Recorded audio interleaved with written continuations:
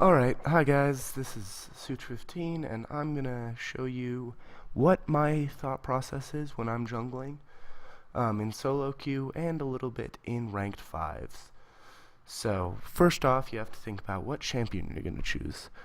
I tend to look at my team comp, see what we need. If we have a lot of AoE CC, I'm gonna grab probably a bit more AoE CC to combo up. If we're running a pick comp, so we have someone like Ahri mid, or Thresh bot, I'm going to run someone who has a lot of single target CC and is going to catch someone out like Vi or Lee Sin.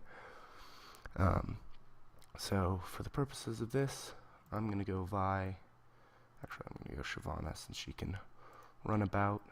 I take hybrid pen runes on most of my junglers that do magic damage, so Shyvana does a lot of magic damage. You're going to take hybrid pen. And I take 921 masteries. I run the exposed weakness, so you're increasing your allies' damage when you gank. Cooldown reduction on Shyvana because she doesn't need much else. And, of course, AD. And your average jungle defensive masteries. I'm going to take Smite and Flash, though on Shyvana I sometimes take... Alright, so once I'm in game, I get my starting items. Double click with your mouse so that you can buy things faster. I get warding trinket because I'd rather know where their jungler is than be able to clear out wards possibly. You're guaranteed gold efficiency with the warding totem while you're not with the sweeper lens.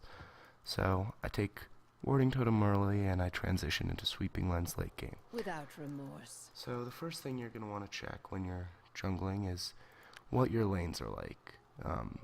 You want to check the CC that they have in lane and when they're going to get it. And you're going to want to see what escapes the enemy has. For example, if you have a Nidalee mid against an Ahri, you're probably never going to be able to gank that lane because Nidalee has almost no support for you early, and she has very little way to kill Ahri once she's level 6 and Ahri can just ult away. Wow, on the other hand, if you have a Shen top against a Cho'Gath, the Cho'Gath doesn't have very much escape, and Shen has a taunt which is going to easily set up your ganks. You're also going to want to see where their jungler is. For example, if it's a Lee Sin and he's going to start red, you probably want to start blue so you can be in the bot lane around the same time as him and try to counter gank for him. I go. Counter ganking is extremely important when you're jungling. You want to make sure you sort of have some idea of where the enemy jungler is at all times, so you can try to overpower him. Wings of fury. Unless you're certain junglers. If you're an Evelynn, for example, you don't really want to counter gank because you're probably going to lose that fight. While if you're a jungler that's probably going to win a fight, like Lee Sin, you want to make sure you're counter ganking.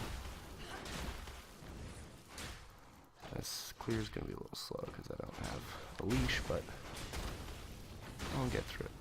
So I generally start red on most junglers since you're probably going to have your enemy jungler starting blue. If you go from red to blue, then you'll be in the top lane or the mid lane around the same time as they will, and you probably won't lose out on that fight. So once you've seen which lanes have the most CC and which lanes you think don't have an escape on their top laner, you're going to want to try to roam there so that you can get a gank off on that lane with the support of your laner. It's always important that you check if they've taken wards, because the trinkets will most likely be down if you keep good timing.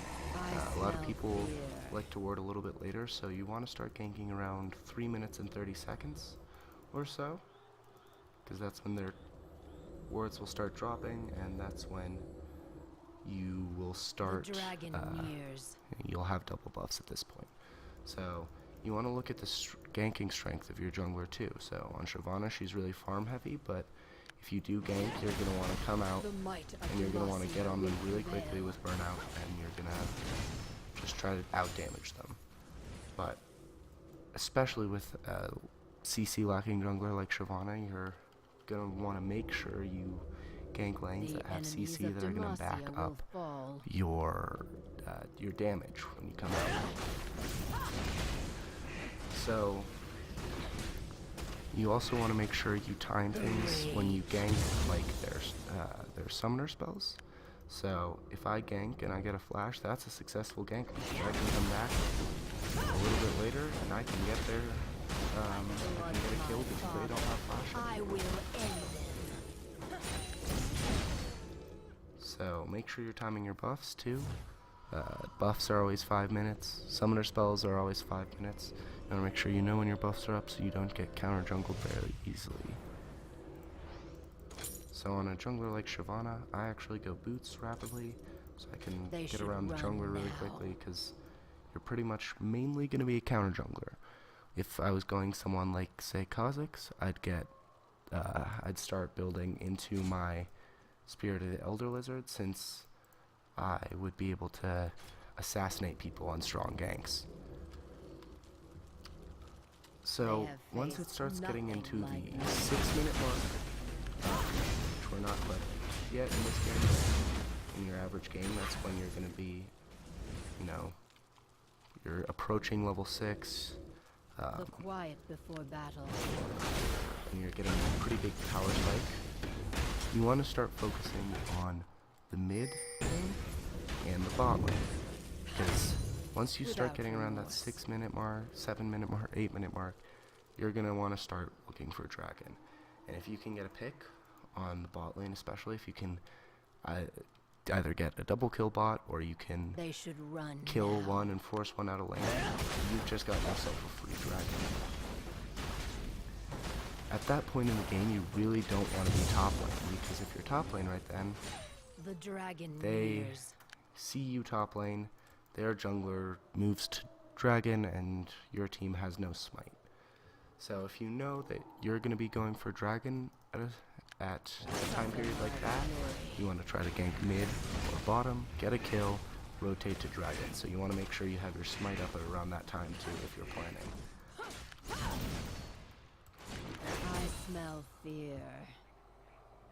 So when you're playing farm heavy junglers, you want to farm up to level 6 rapidly, then get off one of those ganks so that you'll be pretty strong compared to their jungler.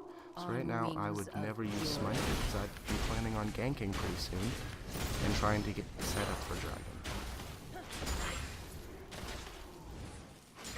So once you get a successful kill like that, you want to rotate to dragon, try to burn it down, and make sure you have smite up. You don't want to be doing dragon if you don't have smite up. There's just too much risk to steal.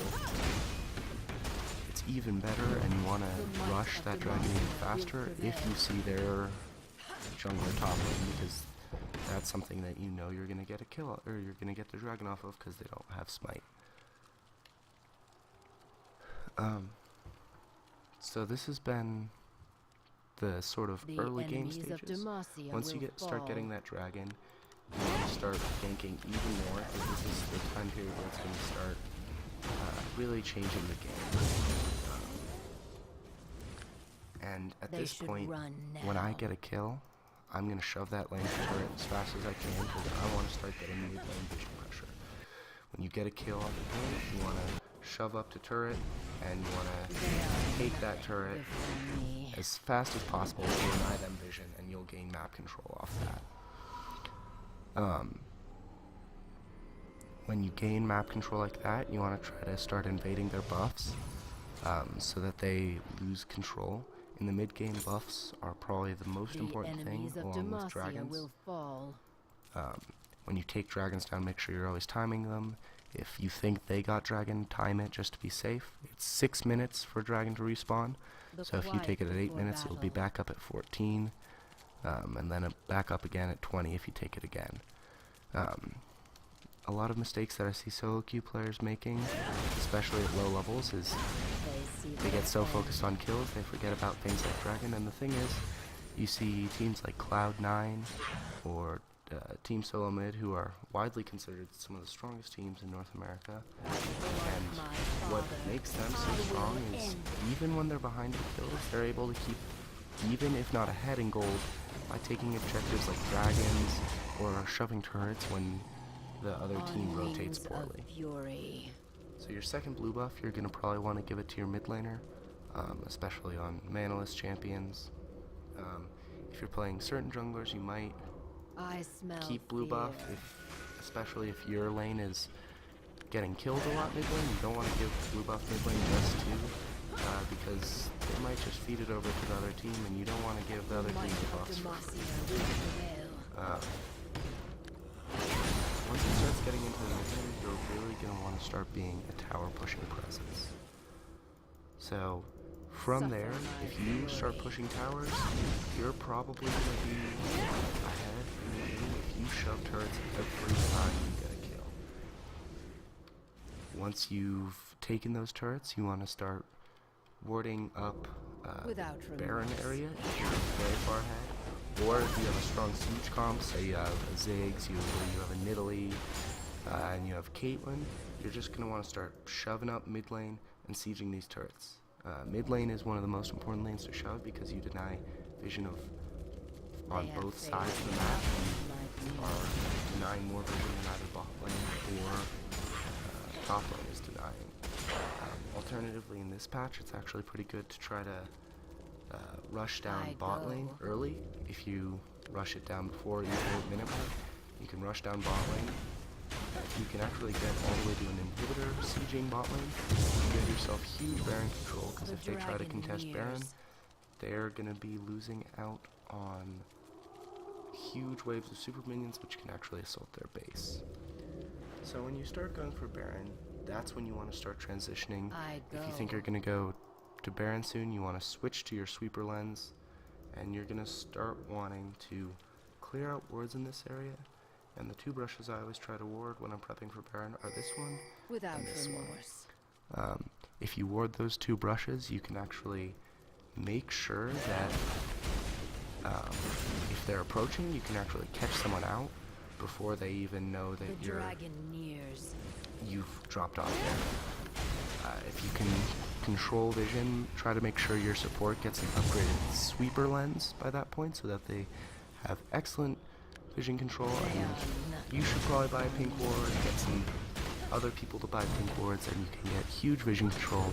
And vision control on the Baron allows you to win team fights easily. Even if you're behind, vision control on Baron is extremely important. If you lose vision control on Baron, the leading team can take an uncontested Baron and guarantee a win, while if you have vision control and you're behind, and they try to do Baron, you can actually just, they can throw the game right there at Baron, and that's where most throws occur. That's been my guide for the jungle, and I hope it's taught you some basics of the jungle. I'll be back probably next week with either basics of the mid lane, or if you'd rather, I'll do a bit more advanced guide on itemization in the jungle, how I think when I'm coming up for a gank, and really an in-depth guide on who I choose to pick. Thanks for watching.